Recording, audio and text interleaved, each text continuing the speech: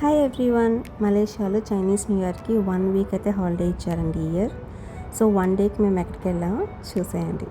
నమస్తే, welcome back to our channel house wife మంత్ర. నా పేరు స్వాతి.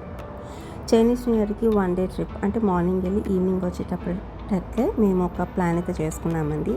సో ఇక్కడ ఒక థీమ్ పార్క్ వచ్చేసి అనమాట, అంటే ఫన్ పార్క్.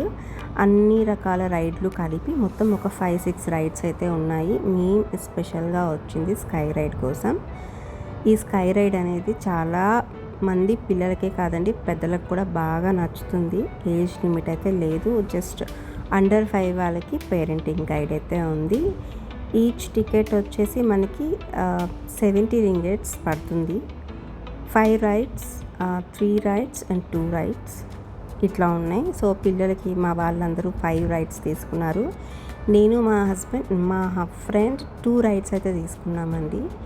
ఎందుకంటే ఇది కొంచెం నాకు ప్రాసెస్ లాగా అనిపించింది. బికాజ్ ఇలాగ మనం పైకి వెళ్ళిన తర్వాత కిందకి మళ్ళీ ఒక రైడ్ రావాలన్నమాట. ఇలా పైకి వెళ్ళి అలాగ చూస్తున్నారు కదా, సో అదనమాట. సో పిల్లలు మాత్రం చాలా ఎంజాయ్ చేస్తారండి. మీరు ఎవరైనా మలేషియాలో ఉంటే మాత్రం ఖచ్చితంగా ఈ స్కై పార్క్ ఫన్ పార్క్ని ట్రై చేయండి. చాలా చాలా బాగుంది.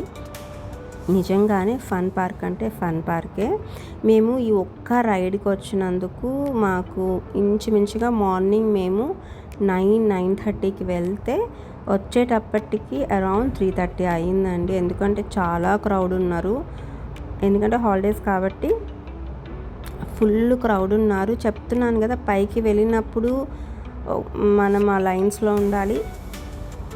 పైకి వెళ్ళిన తర్వాత కిందకు వచ్చిన తర్వాత ఈచ్ రౌండ్కి మనం ఆ లైన్స్లో క్యూ లైన్లో ఉండి ఇలా పైకి వెళ్ళి మళ్ళీ కిందకి రావాలన్నమాట స్కూటర్ మీద. సో ప్రతి దగ్గర కొంచెం అట్లీస్ట్ ఒక్కొక్క రౌండ్కి ఒక అట్లీస్ట్ 10-15 మినిట్స్ టైం పడుతుందన్నమాట. పైకి వెళ్ళడానికి ఆ క్యూ లైన్లో ఉండడానికి 15 మినిట్స్ టైం అయితే పడుతుందండి, అంత క్యూ లైన్ ఉంది. సో పిల్లల్ని తీసుకొని ఈసారి హాలిడేస్కి ఎక్కడికైనా 1 డే ట్రిప్ ప్లాన్ చేస్తున్నారా, ఈ ట్రిప్ అయితే మిస్ అవ్వద్దు. సచ్ అ గుడ్ ప్లేస్, అంత బాగుంది. సో చూసేయండి.